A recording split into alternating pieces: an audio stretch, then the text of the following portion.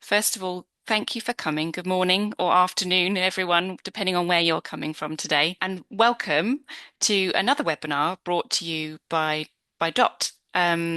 So some of you may have already come to some of our webinars, but over the coming months, different members of our expert team and extended network will be covering a range of fascinating topics. So last week we had Dr. Stephen Bryden talking about On the Menu, where he was talking about what really happens when a mosquito bites and why it matters. And I just want to highlight another webinar coming up later this month on the 22nd of April. And that will be by Rory Fry, who will be addressing some of the pest problems facing the hospitality industry with a focus on bed bugs. So please visit our LinkedIn page at DOT to register and to attend if you're interested. We'll be delighted to have you there. A little bit about the format of each webinar, including today. So there'll be a short talk, around 15 to 20 minutes, followed by Q&A. So please, can I encourage you all to interact and post your questions in the chat. When Freddie's finished, then I will help field those questions and we can have a bit of hopefully an interactive discussion. So now on to today's webinar. It's called the Global Vector Hub. Hopefully you're all in the right place and expecting that, a data-driven platform for vector-borne preparedness. So many of you will be familiar with the Global Vector Hub and with Freddie, but for those of you that aren't, the Global Vector Hub was established when DOT was part of the London School of Hygiene and Tropical Medicine following the Zika crisis, which really shone a bright light on the need for a vector-borne-led platform. A vector-borne community-led platform to connect the world's experts in the vector control space. So I'm delighted to introduce you to Dr. Frederik Seelig as your speaker. Freddie has a truly international career spanning academia, research and funding organisations. He began his work in vector ecology, studying ticks and disease transmission, before moving into research roles in the Netherlands, focused on emerging vector-borne diseases. He now leads the centre manager for the Centre of Immunology of Viral Infections at Aarhus University in Denmark, while continuing to work internationally on vector-borne disease, capacity building and global health strategy. Freddie held the role of Partnerships Manager for the Global Vector Hub at the London School of Hygiene Tropical Medicine, and he played a key role in building and developing the hub into what it is today. So without further ado, over to you, Freddie. Thank you. Wonderful. Thank you very much for the wonderful, nice introduction, Sophie. Great to see you again and to, like I said, to see so many familiar names also in the list of attendees. Really great. And as Sophie said already in the introduction, the Global Vector Hub is really something that was born out of necessity after the Zika outbreak in 2016, when it became apparent that there was no single one-stop shop for vector control resources, for information that would allow public health officials and public health and entomology professionals to make really data-driven, evidence-based decisions. And that's together with the aim of building a community of practice and really building capacity worldwide to improve epidemic preparedness against vector-borne disease outbreaks and simply build capacity, as I said, is really the overarching aim of the Global Vector Hub. So I'm going to share my slides now. Yes, hopefully you should be able to see the presentation mode. So yeah, the title is really the Global Vector Hub, a data-driven platform for the underpinning principle. And hopefully most of you had a chance already to visit the website, which has been launched several years ago, but is continuously being updated by the colleagues at DOT and supported by our support.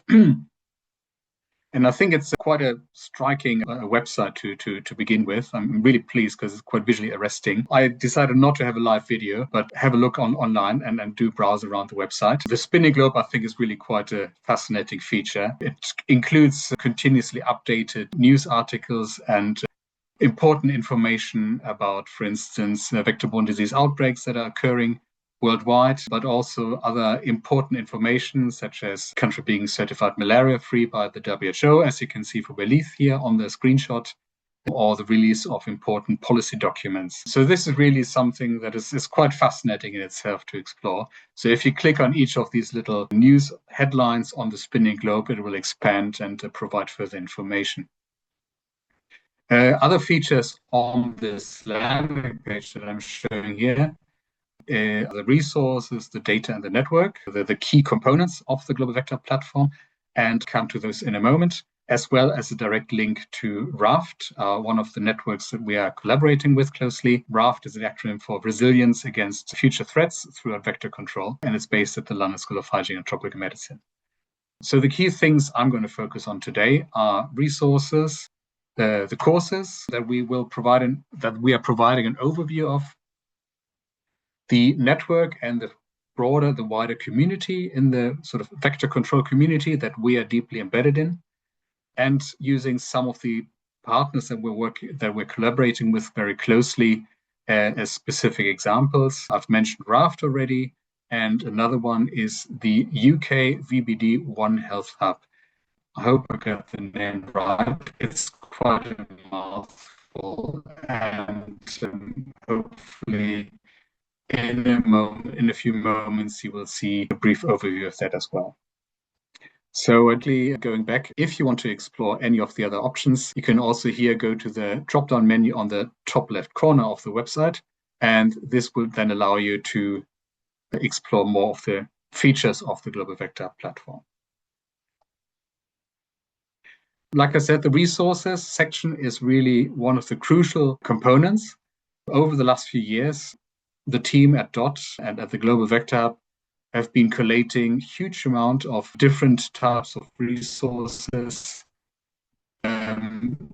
dedicated to different types of information relevant for vector control, funding documents, but also technical guidelines, laboratory manuals, summary documents providing a very quick overview. Let's say if you're working in policy and just need the sort of the top level information about a specific disease or specific vector, type of vector.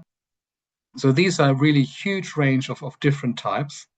And if you can see here in the screen, as you can see in the screenshot, we've grouped these together in these blue fields in the top. So for instance, technical documents, integrated vector management, monitoring and evaluation, policy and funding documents, and summary documents. All in all, there are over 500 documents in this huge repository. This also includes research papers and published data. And on the left hand, you can see all the different types of filter criteria that you can apply.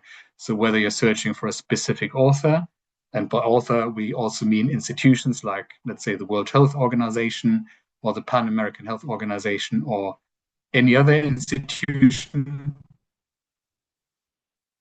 whether these are resources linked specifically to a given continent or country, or in which language they've been published. So this is not exclusively English, but also other languages as well.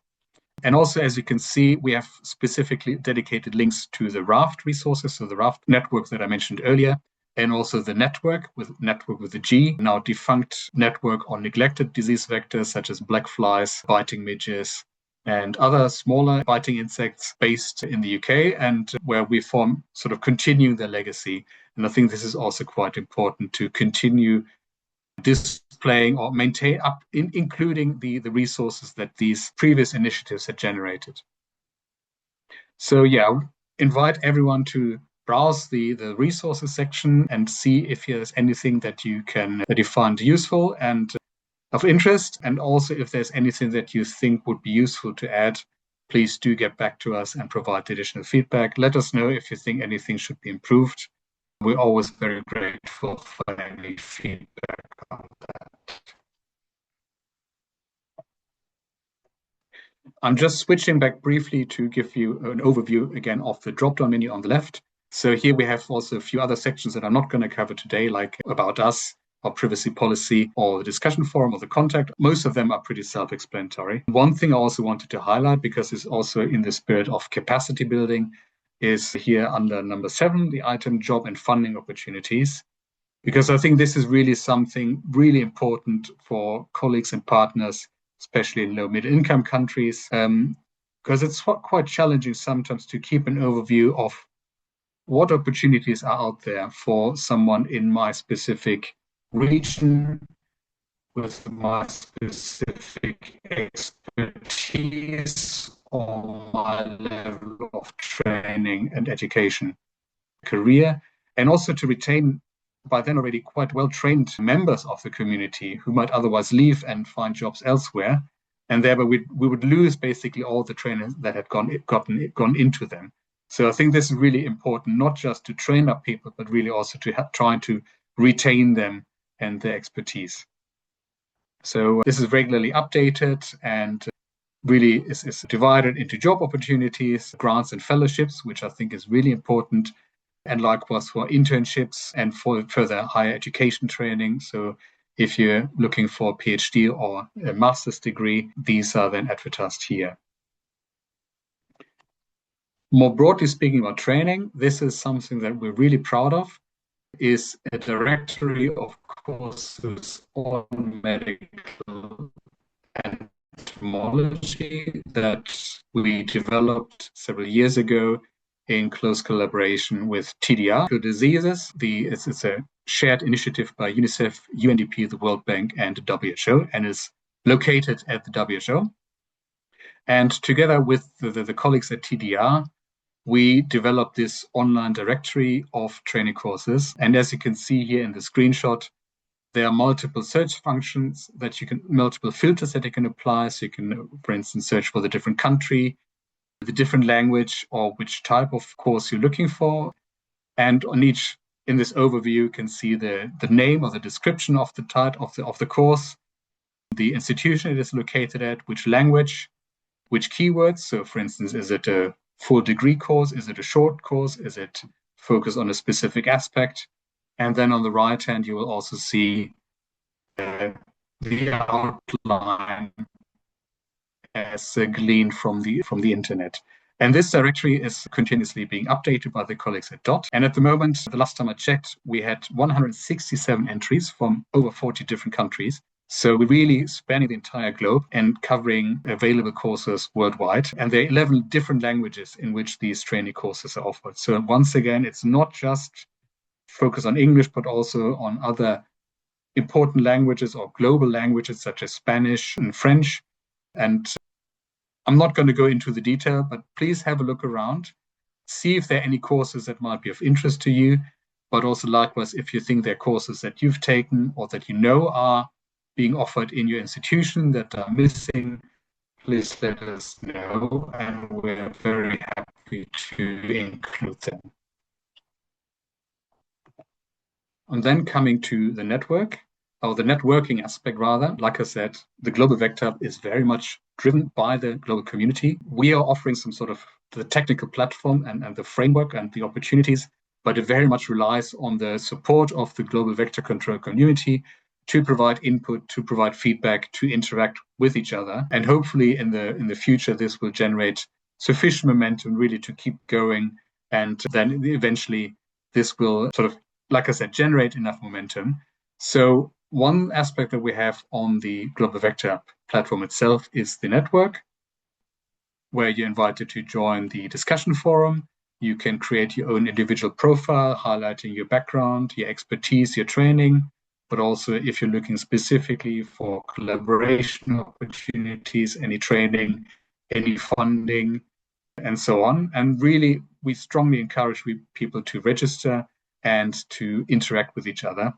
So this really then becomes driven and carried by the community. I should also add, all of the Global Vector Hub is completely open access. It doesn't cost anything. It's free to use. Some parts of it, however, we require you to log in to register and then further to log into your profile once you've registered, especially the network, because we think in terms of data security and data protection, it is quite important that there's a certain level, let's say, privacy threshold that we need to maintain. But yeah, we really emphasize this, and we really encourage everyone to register and to interact with each other. I previously mentioned the aspect, the components of the global vector focus on training and on funding opportunities. These are updated as quickly as we can. However, there might be sometimes very short notification periods for, let's say, job or funding opportunities that may not always be, we may not always be able to post these on the Global Vector Hub site. However, if we come across these on social media, we very quickly share them and repost them. So I would encourage everyone also to follow us on social media, particularly on LinkedIn and on Blue Sky. We are very active on these two social media platforms. And this is really useful if you're looking for something, let's say, again, for jobs, but also sharing interesting publications that we've come across, any news items highlighting the importance of vector control, but also the regular occurrence of vector-borne disease outbreaks, whether this is a travel warning by the UK Health and Safety Authority about chikungunya and encouraging travelers to get a vaccine, whether it's the detection of dengue in a pool of Aedes mosquitoes in Switzerland, or Usutu virus being found in Scotland and in Denmark for the first time. So all these news items will also be posted on social media. And we're very active on these. And we once again encourage everyone to follow us there. And if you have any questions, feel free to contact us on social media as well.